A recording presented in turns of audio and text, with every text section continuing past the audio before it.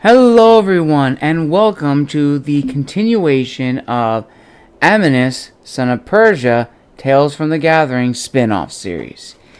Now, where we last left off, we were introduced to Amyntas, the son of Nicholas and Katharina Baru, who now finds himself in an extraordinary position. He is now the personal bodyguard of the crown prince, Artaxerxes. And we're also introduced to a possible coup in the works. Well, let's see what happens in the next chapters. Chapter 3. Amyntas rode out with the prince early the following day, who asked the young Spartan to show him Greece. Artaxerxes knew of the region from his grandfather Darius and his father, but he never understood fully what Greek culture entailed. Amyntas hoped to change that. Arriving in Sparta just early in the afternoon, the prince saw the hustle and bustle of Spartan life. Getting off their horses, Amyntas began his duty as the bodyguard. "So, your highness, what do you think?" asked Amyntas. "Fascinating. So this is the home of the Spartans. Incredible."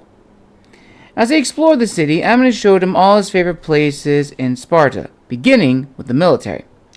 Their first stop were the military barracks. Here Amyntas showed the prince the housing for all Spartan soldiers. Upon entering the building, every Spartan stood erect and saluted their commander and prince. Amyntas smiled. "How's your work, man?" As the Spartans returned to their daily routine, Amyntas continued his tour with the prince. Their next stop was the Dromos. The Dromos was a place where young Spartan boys and girls trained. Artaxerxes was perplexed by this. "Your women train alongside their men." "Yes, my prince. In Sparta, every child is asked to do their duty. While the men are trained as soldiers in the agoge, the women are also trained. After all, they are Sparta's last line of defense, should the men fall in battle." Artaxerxes shook his head. "Surely you jest." The prince chuckled. However, Amyntas' expression did not change. He was serious, and Artaxerxes took this as a sign.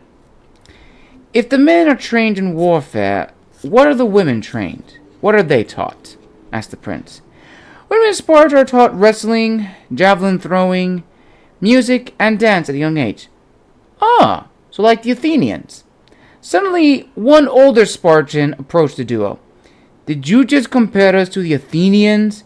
The older Spartan, Petros Sarius, fought alongside Amyntas' father and the king. "Petros, let me explain. I meant no disrespect, Spartan. It was merely an observation," said the prince. Though the prince had apologized, Petros lifted the young man by his shirt's collar. Petros was known to act out of passion. It was helpful in battle, but not in this situation. "I should make you eat dirt for your words. I would advise against that," Amyntas said, placing his hand on the older man's shoulder. Petros glared at him. "Why should I?"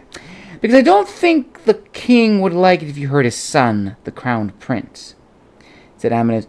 Petros' eyes widened, and he looked back at the young man. He put him down quickly and fixed his shirt. He stood at attention. "Forgive me, my prince. I did not know it was you," said the older Spartan. "That's quite all right. It was an accident," said Artaxerxes. The young man saw the older Spartan reach for a sword. Artaxerxes placed a hand on the pommel. "There's no need for that. Just remember to never do it to anybody." "Understood." Petros nodded and wished Amyntas and the prince a good day. "Well, you handled that rather well," said Amyntas. "My father told me that a king must learn to act harshly when it is necessary, and also when not to. As I said, it was a common mistake on both ends," replied Artaxerxes. Amyntas was impressed. For a young man, he articulated himself rather maturely. After the minor setback, the tour continued. Amyntas then showed the prince his favorite of all favorite places in Sparta, the Agoge. It was in this arena that young Spartan men truly began their training and learned the art of war through combat, survival, and brutality. Amyntas felt at home here. "This is where you trained?" asked the prince. "Yes, my lord. I began my training when I was 5 years old. This arena teaches us how to survive, it weeds out the weak, and allows only the strong to become Spartans." A very similar training to that of our immortals. It was the same training that I am experiencing right now. Artabanus explained to Amyntas that he was separated from his father until he was 5 years old. Then, under Artabanus' watchful eye, he developed skills in archery, fighting, living off the land, military routines, and taming a horse. Very similar to the Spartans indeed. This popped an idea in Amyntas' head. If you say we're similar, care to back it? You're proposing a fight. Think of it more as a soldierly gesture and your first lesson. Smiling, Artaxerxes agreed and followed his bodyguard into the arena. Once inside, Amyntas told the headmaster to clear the floor for a private match. As the students made their way off the arena, Amyntas removed his armor. With his armor stripped, he wore only his red tunic and belt. The headmaster presented the prince and Amyntas their choice of weapons: a spear, the axe, a sword, a dagger, or the staff. Amyntas chose the blade, while the prince went for the staff, a very unusual and unorthodox weapon. "Having second thoughts, my prince?" said Amyntas. Artaxerxes smiled and shook his head. Getting into position, the two men waved the headmaster's signal. With a crack from the whip, the match began. Amyntas made the first move, attacking the prince with a fury of sword slashes and strikes. The prince blocked all of the attacks and managed to sneak an attack of his own. This attack struck Amyntas across the side of his face, stinging his cheek. The blow caught Amyntas off guard. Breaking off the attack, Amyntas tasted blood coming from the side of his mouth. "Not bad," said the Spartan. "I had good teachers," replied the prince confidently. The prince lunged the staff like a spear, but Amyntas blocked the strike this time. He grabbed the pole, pulled it towards him, and headbutted the prince. The young man stumbled backwards, rubbing his head. "Do not be overconfident in battle unless you know you're winning," said Amyntas, pointing his sword at him. The prince nodded his head in acknowledgement and got back up. The private match soon attracted attention outside as merchants, citizens, and helots observed the spectacle. Around inside the arena, the prince smacked the sword out of Amyntas' hand and pointed the butt end at his bodyguard's neck. "Seems I've won the match," said the prince. Amyntas smiled and rose in defeat. While the prince thought he had won, the Spartan knew the truth. Amyntas had set a trap and the prince fell for it. Artaxerxes had made a fatal mistake. Spartans never surrender. Before the prince could react, Amyntas grabbed the staff and threw the prince over his shoulder. He thrust the staff hard into the ground, missing the prince's head. Artaxerxes looked at his bodyguard with confusion. "You surrendered," said the prince. Amyntas knelt down over him. "And here is your second lesson, your grace. Never assume any warrior will fight fair. Always expect the unexpected." He helped the prince up to his feet and dusted him off. Artaxerxes let out a huff. He had never been thrown like that before. Amyntas then patted the young man on the shoulder. "I taught you these lessons not to bring you down, but to humble you. During that fight, I knew you fought with passion. That's good, but be careful about how you use it. Always think before you strike, but never let your emotions guide your actions. That will get you killed." The prince smiled and thanked Amyntas for the much-needed lessons. With the match over, the rest of the Spartans patted the prince on the back and congratulated him with a punch on the shoulder. The prince chuckled. "Congratulations. You just made a good impression with the men." "You Spartans sure place a high value in camaraderie," said Artaxerxes. Though we fight each other to the death while growing up, those that survive form a tight brotherhood. I trust any of those men with my life." Amyntas then heard his stomach growl. The match had worked up an appetite. "Come, let's get some food." Amyntas took the prince to a Spartan Scythia. Scythias were communal meals that were popular all over the Greek world. Each male member of Spartan society contributed to the communal meals. These meals were served 3 times a day. Since they missed breakfast, they made it for lunch. "Is there anything on the menu you like?" asked Amyntas. Artaxerxes was unfamiliar with Greek food, so he asked Amyntas to choose. Looking at the choices, Amyntas found his most favorite meal, melazomos, or black broth. He grabbed 2 bowls and 2 drinking vases. Finding a bench, the two began eating. "What is melazomos?" "One of my favorite dishes. It's pork and pig's blood with a hint of salt, onions, and other spices." Artaxerxes' face went white. He had never heard of such a dish, yet his bodyguard consumed it like a greedy child. He looked down at his bowl and back at Amyntas. "You Spartans are surely the bravest men of all if you can eat something like this." The prince said dryly. "Try some. It's delicious," said Amyntas. Gulping, the prince took a spoonful of pork and blood. As he chewed, he closed his eyes and winced at the flavors in the broth. He swallowed and opened his eyes. "It's different, but good." "Oh no, what poor soul you're making eat that monstrosity, Amyntas." The duo looked and saw Anahita. He took a seat by them. "So, Amyntas, who is your friend?" "Anahita, mean Artaxerxes, the Prince of Persia." Anahita's eyes widened. She had always wanted to meet the prince, and as such she began speaking in their native tongue. "Greetings, your highness. It is an honor to meet you." "The honor is mine, my dear," replied the prince. "So what brings you to Sparta, my lord?" asked Anahita. "My father wished me to learn about the people here, as will be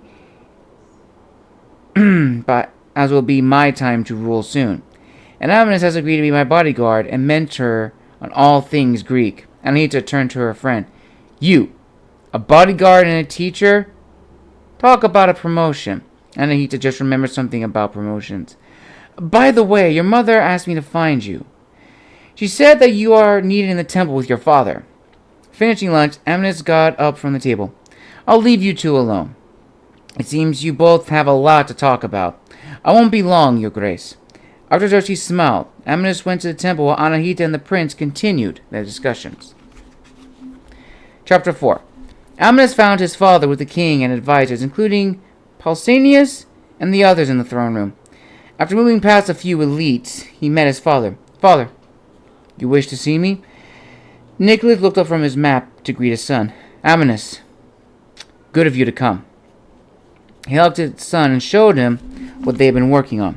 "We have just learned that Xerxes has made our king a satrap of southern Greece." "A satrap?" asked Amyntas. "A governor of a province. The Persians have many in their empire," answered a voice. Turning around, he saw 2 individuals. One wore a white toga and carried tablets in his arms. The other wore the simple attire of a traveler. "Son, meet our newest allies and dear friends, Protagoras of Thrace and Heraclitus of Kyme." Both men bowed before the young Spartan, puzzled as to why a historian and a philosopher would have any business in politics. "Father, if I may be so bold, why are these 2 men here?" Nicholas showed his son the map he was looking at before. "You see, son, now that our king is governor of Greece, he finds himself in a delicate situation. Leonidas must devise a compromise between keeping all the cities unified enough not to cause internal strife, but competitive enough not to form a new Hellenic league to rebel against the Persians. That is why we need the aid of a scholar and a philosopher." Nicholas pointed to Protagoras. Protagoras is Greece's top sophist in philosophy and rhetorical theorist. His concept of individual reality got the attention of the Persian elite, who wished to use his methods to handle situations before turning to war as a final solution. He then turned to Heraclitus. Heraclitus is a unique man. He's no older than you, yet he is the Persian court's top historian. He has already written a near-completed volume of the empire's history and will continue to do so. He already has extensive knowledge of other irreplaceable cultures and societies. It is for these reasons we need men like them. Amyntas was finally able to understand. Since Sparta controlled most of Greece and its former city-states, it now needed the words of scholars and academics to help maintain the stability in the region to prevent war. Nicholas heard his king calling for him. Leaving his son, the three Greeks decided to exit the temple. Once outside, Heraclitus stretched. "It is enjoyable to be away from the madness of politics," said Heraclius. I agree, my friend. Not even Athens was this hectic. Away from the temple's eyes, Amyntas decided to spark up a conversation with these two unique individuals. "Now that we're away from the room of politics, may I ask you both an honest question? I don't mind answering," said the philosopher. "Protagoras, be truthful. Do you think stability in Greece is possible?" The older philosopher chuckled at the Spartan's question. "I will give you an answer I gave my students back in Athens. Man is the measure of all things. Of things that are, of things that they are, of things that are not, and things that they are not." "Huh?" asked Amyntas in confusion. The older man rephrased his question.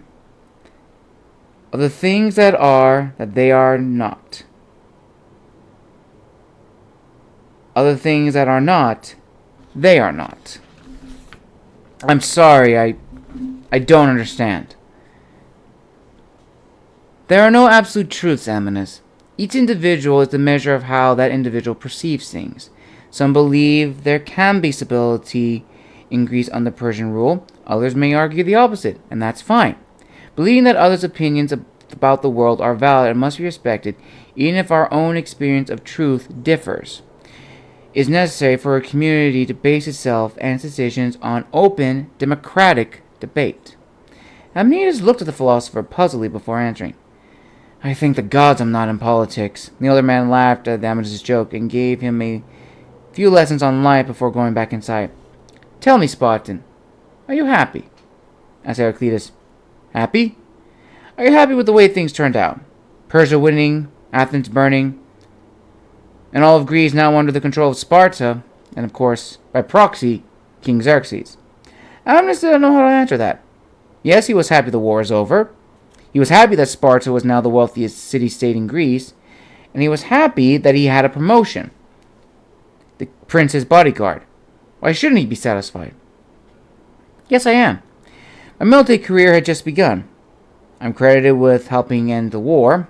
I'm the prince's bodyguard, and I've become a commander of my Spartan unit. What more could I want?" Heracles chuckled. Amyntas noticed this. "Something amuse you?" he asked. "It's nothing.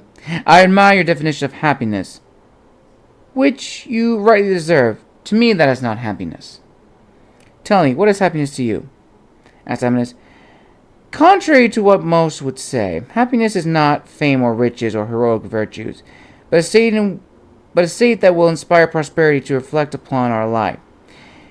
That is what the life we wish to live. I learned this from Xerxes' father many years ago." Amyntas reflected on that phrase. "That's quite a definition," said Amyntas. Just then, a Spartan soldier approached the duo. "Amyntas, come quick," said the Spartan.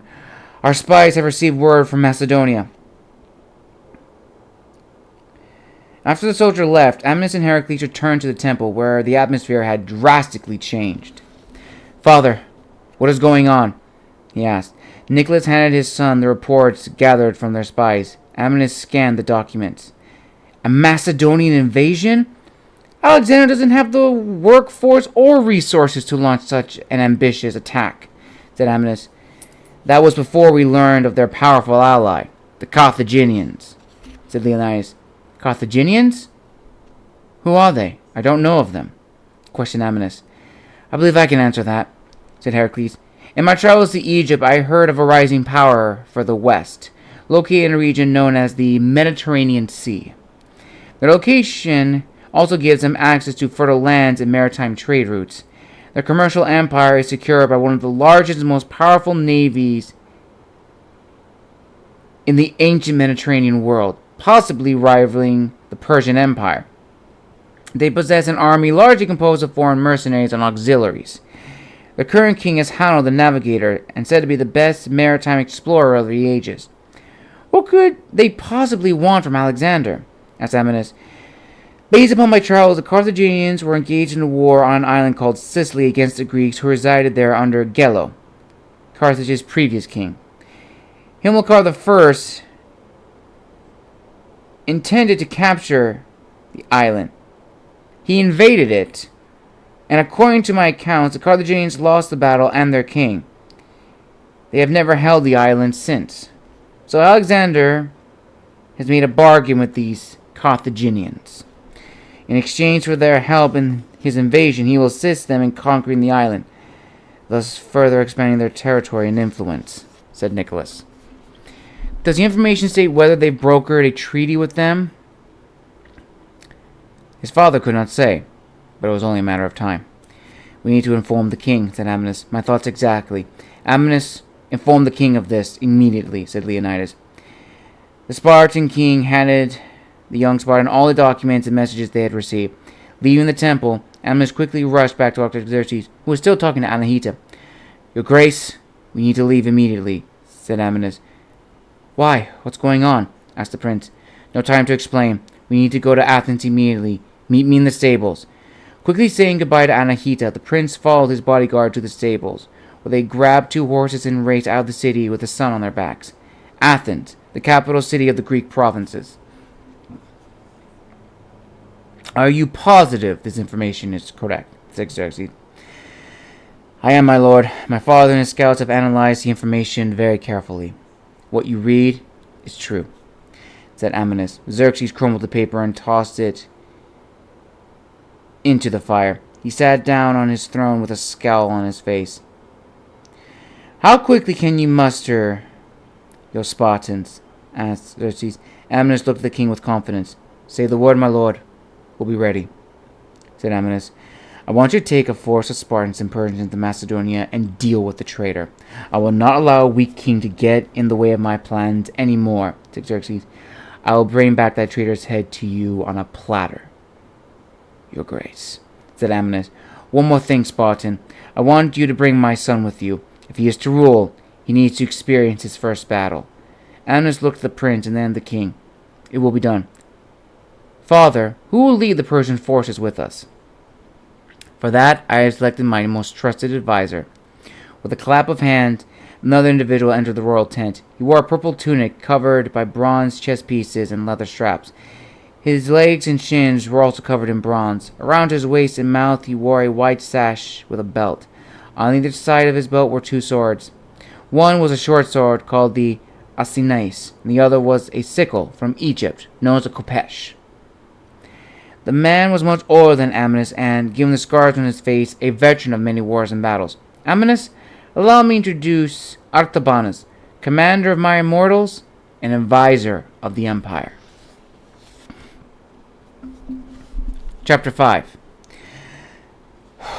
When it became known that Alexander I of Macedonia planned to invade the rest of Greece with foreign invaders' aid, King Xerxes organized a coalition army composed of Spartans under Amyntas, Pausanias, Amophrates, and Pleistarchus, and the immortals under Artabanus.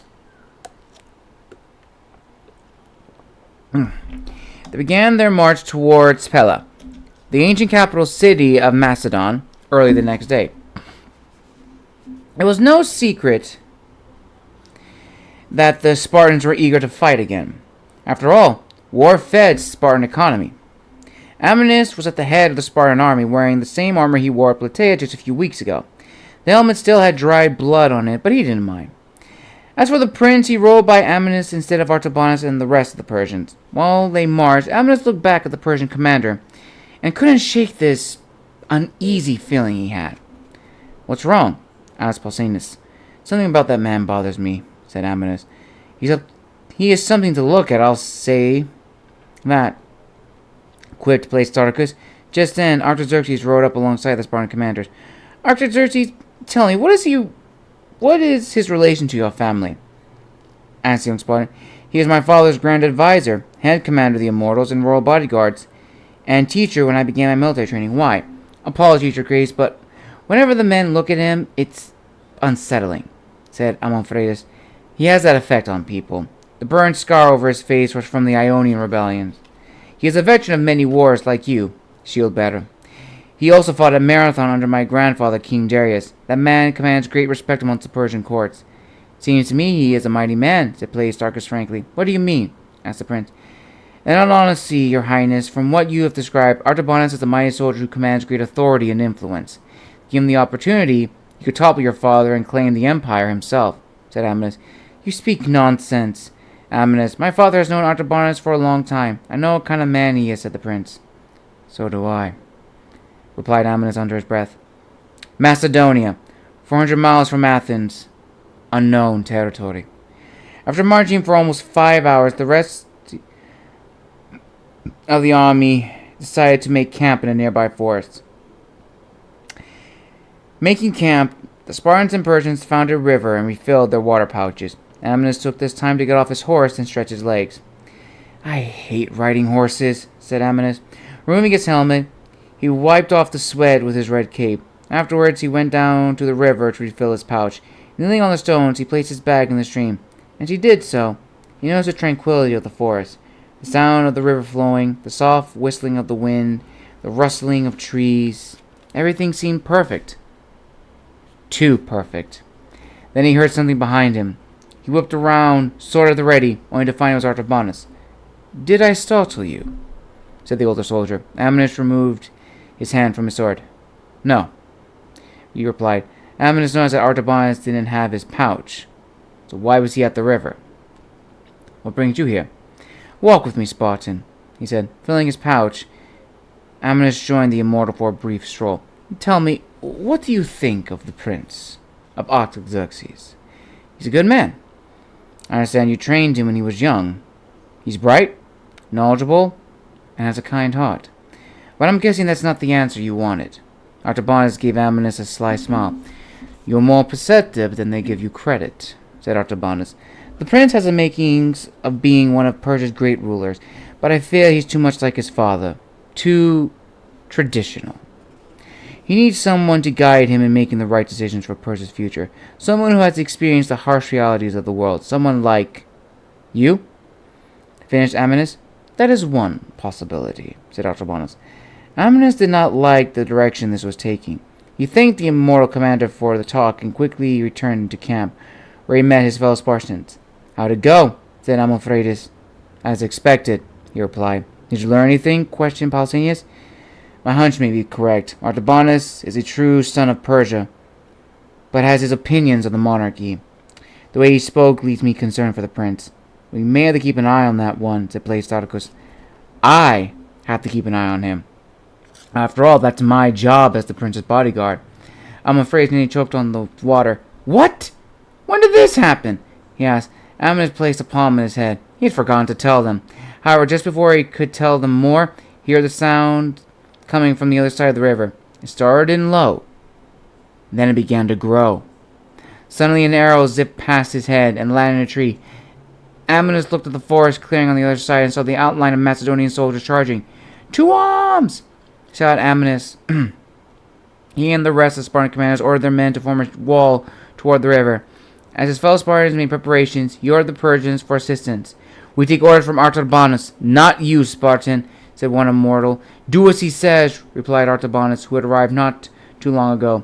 Listening to their commander, the immortals grabbed their weapons and guarded the flanks of the other soldiers. Where's the prince? Asked Amyntas. I sent him ahead with a small company of soldiers to scout for a possible route, said Artabanus.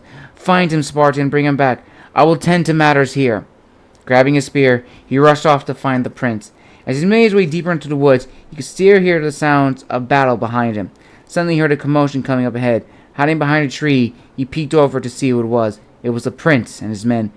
Amyntas let out a sigh of relief. Whew! My prince! Said Amyntas. Amyntas, what's wrong? Asked the prince. I need you to get back to camp. The Macedonians have launched a surprise attack, he said. Just then, one immortal was struck in the head by a rock, falling dead. Before either man could react, they heard a wild yell, loud and piercing. Suddenly emerging from nowhere, soldiers rushed the small party. They were not Greek. Instead, they were a mixture of various people. Some were darker and wore heavy armor. Others wore little to nothing, but were covered in tattoos. It was the Carthaginians. Flee, your highness! My men will hold them off, said one immortal. Before he could protest, Amyntas grabbed the prince by the arm and led him away from the danger. The pair dodged missile fire from arrows and stones. Who are those men? Asked the prince. My guess, Carthaginians. It looks like they made it to the mainland, said Amyntas. They did not look like a large force, replied Artaxerxes. Amyntas agreed with the prince. The company of soldiers was too small to cause hardship to the rest of Greece. Even with the Macedonian army, something was off.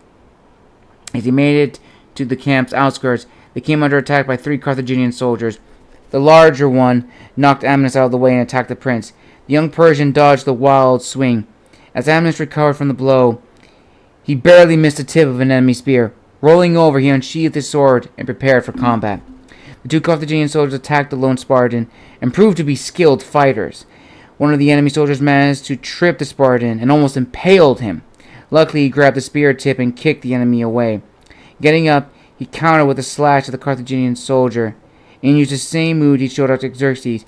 He killed the soldier with a spear and turned his attention to the remaining enemy. He picked up his sword and clashed steel with the Carthaginian.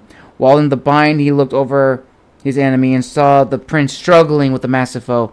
As the foreign soldier pushed the prince down, he raised his sword above his, readying the killing blow. Breaking away from the clash, he threw his sword at the massive Carthaginian. The blade struck itself in the enemy's back, stunning him. Now weaponless, all he could do was deflect the soldier's sword that struck his metal braces. Back with the prince, with his adversary distracted, Artaxerxes tackled the enemy to the ground, further pushing the blade into his body with a loud thud. The massive Carthaginian made a few gurgling sounds before dying. As for Amyntas, his arms grew tired of the constant blocking from the sword. As the last soldier readied for another blow, Amyntas caught his opponent's sword hand and broke it. He elbowed again, this time to the face. Finally, still controlling the hand, he stabbed the enemy soldier with his own blade. The Carthaginian fell dead to the ground. Amyntas rubbed his forearms and breathed heavily. Tough bastard. After dealing with the slight interruptions, the pair finally returned to camp, only to find things were much worse there. The Spartans and the Persians were being pushed back further and further on the brink of being overrun. Please, Starkus, what the hell happened? Shouted Amyntas. Amyntas, thank the gods you're back. We're losing too many men. The Macedonians are greater in number than previously thought, he replied. Where is Commander Artabanus? Exclaimed the prince. He left, sir. He said he was going back for reinforcements, replied the Spartan. Artaxerxes looked puzzled, but Amyntas had a different expression. Reinforcements, my ass. He abandoned us, shouted Amyntas. Artabanus would never do such a thing, protested the prince. Not unless he knew, said the young Spartan. You think he might be a traitor? Asked the prince. I'm not sure, but I need to get you out of here and back to your father. He turned to his comrades. Go! We'll hold a mob, said Pausanias. Leonidas' nephew turned his attention back to the men and asked them a simple question. Spartans! Do you know your profession? Oh! Said the men. Amyntas turned to the prince. We need to leave now. As he got up on the horse, Artaxerxes gave the remaining Persian soldiers one last order. Sons of Persia, you will stay and help your Spartan brothers against these invaders. Fight to the last man, yelled the prince. Yes, my lord, replied the immortals. For the Persian Empire, yelled the prince. For the Persian Empire, replied the immortals. With that last order, Amyntas and the prince rode out of the camp and prayed to the gods they made it out of the woods alive. As they left their men behind, Amyntas could see a faint outline of Carthaginian soldiers appearing from behind the Spartan and Persian forces. He closed his eyes, continuing the journey, and uttered a single phrase. Give them hell, sons of Sparta. And with that, we will end it here. I hope you enjoyed the series thus far. Now looks like Amyntas has a new foe to deal with. Artabanus, the commander of the Immortals and advisor of the Persian Empire. What will happen to Artabanus, what will happen to Amyntas? What will happen to the prince? Well, stay tuned for next week's episode as we dive into that question. As always, make sure to like, subscribe, and comment down below what was your favorite part of Amyntas, son of Persia.